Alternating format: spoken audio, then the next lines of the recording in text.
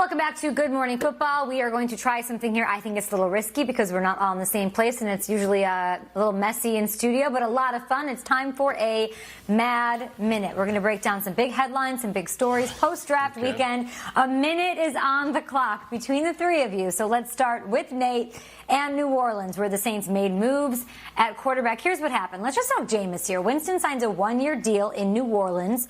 What do you think of the move? I love it. I love it because it's not a prove-it year. He's not going to start. I mean, they have their starting quarterback in Drew Brees, and he'll be able to learn. You know, they say you can't teach an old dog new tricks. I will say this, Jameis Winston, he does have dog in him, so we will compete. When it comes to the tricks, maybe he's going to learn to scale back on the magic. He tries to do too much, and learning from Drew Brees, he'll be able to be a better quarterback coming out of this situation, whether he signs back with the Saints or signs with a new team after this season. I feel like Jameis Winston won the weekend. I can't imagine a better scenario for him to sit around and do a one-year internship under Drew Brees.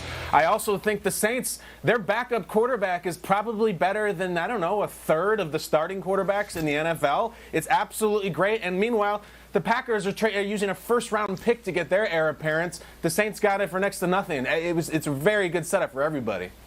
Yeah, I wrote down 4 points. I'm going to get them in. 1, getting the opportunity with a great coach. Sean Payton will teach him. 2, the opportunity to learn from Brees, who he's never had an opportunity to learn from a great quarterback. 3, Teddy Bridgewater found a way to parlay this into a major contract last year. Could happen for Jameis. And lastly, it's basically getting a Harvard MBA in quarterbacking for one season. I think it's the perfect fit from both sides, and I have no problems with either end signing this deal. I love it.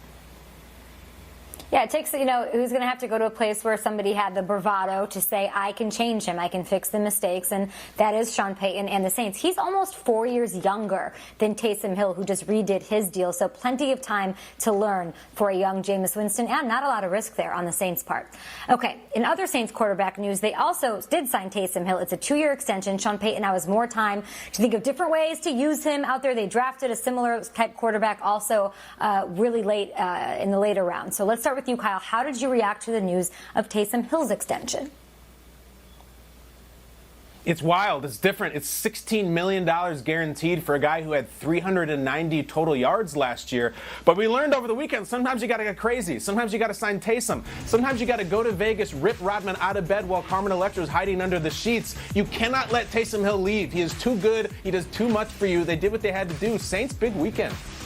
Yeah, Carmen Electra and Madonna in the same hour of television, both Dennis Rodman. Well, that's what I think here. Jameis Winston and Taysom Hill.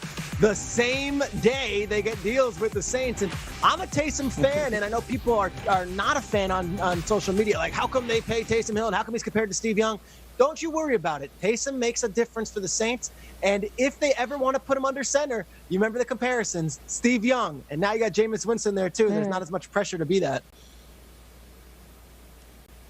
Yeah, I feel like he's underpaid. And just like Dennis Rodman, he does the dirty work. He just doesn't need an 82-hour vacation in the middle of the season. But I feel like he's actually underpaid when it comes to the contract. He might have had 390 total yards or whatever you said, Kyle, but he does everything for this team. He actually deserves more money.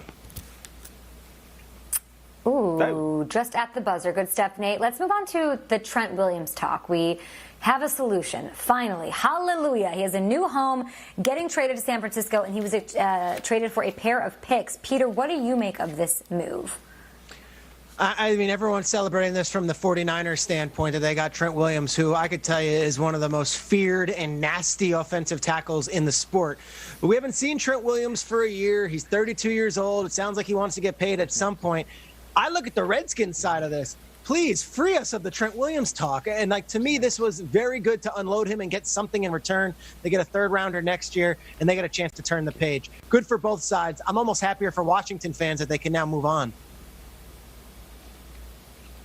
Yeah, you're right about that. It seems like everybody can move on. I love what San Francisco is doing. I love what they've done over the last couple of seasons. You ever have a friend, whether it's a woman or a man, and they date the same type of person? San Francisco has a type. They have a type, and they have a style that they're going to play with. They're going to try to provide one of the strongest, most vicious, most intimidating running games, and they'll be able to do that. And then on top of that, they're going to have a defense that will beat you up. So, yeah, this fits their mold perfectly. San Francisco's a bad bunch of dudes, and they just got one of the biggest, baddest dudes on the planet. The jersey over Peter's left shoulder, Joe Staley, is gone. Trent Williams is now there. They have built a bully here. They are going to be a tough out next January or February. Yeah, I feel like the task of filling in for Joe Staley, somebody at his caliber, is almost impossible to do. Trent Williams has a relationship with Shanahan, so hopefully he can do that. Next up, with a minute on the clock, Nate, Kyle, and Peter, the Jaguars. Weeks of speculation on this one that they're going to try to move Yannick Ngakoue or Leonard Fournette if Jacksonville fails to receive an offer, reportedly, on either player. Nate, what do you think will happen with those two players and the Jags? I believe they'll end up playing for the Jags, unfortunately. They've been very vocal about how they haven't got along with upper management. Listen, I'm rocking this Bulls jersey. It's actually a Scottie Pippen jersey. And here's the thing. I'm watching this documentary, and Scottie Pippen said, I will never play for the Bulls again in that 9-7, 9-8 season. I think he was on a 17-year, $17 million deal, so he was unhappy. But he ended up playing, and he ended up playing well. So it's just like with these guys. They're a little upset now, but they'll end up playing for their squad. Yeah, Yannick didn't have 5 championships, and Scotty wasn't tweeting back and forth with Jerry Reinsdorf, Nate. I don't see how he could possibly do it. Fournette will play. He's a running back who's not in terribly high demand.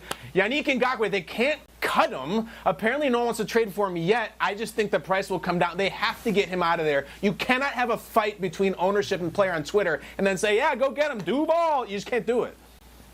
They also drafted Chason, who's a fantastic young talent who apparently is going to be his replacement and pair with Josh Allen. Get rid of Yannick and let's turn the page. Same thing I said about Trent Williams. It's time to move on, get something for him before he just leaves with nothing. Okay, that is Mad Minute. More topics to get to, of course, fallout from the draft, the fun moments, the winners. That's what we'll do after the dust is sort of settled here on a Monday morning. Here come your draft day winners. The only way we can do it right here on Good Morning Football. Yeah, I'd say having a super